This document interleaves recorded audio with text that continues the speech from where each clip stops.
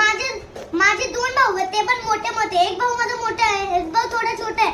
आणि म्हणजे त्या शंभू सारखा नाही एवढा छोटा, थोडा मोठा आहे तो. आणि माझे दोघं नाही. माझा मल्हार आहे, अजून रिव आहे, अजून शंभू आहे, 3 आहे. तुझं काय एक दोनच हवे.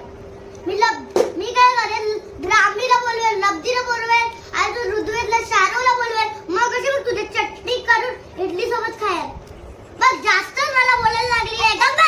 मी एकदम करणार त्यांना. तुला देईल एक धपाटा, जास्त बोलू नकोस. एक देईल धपाटा त्यांना. तुला देईल मी धपाटा, जास्त बोलू नकोस. माझ्या भावाची अशी बोलतेस का? तुझ्याशी बोलते, लक्ष दे.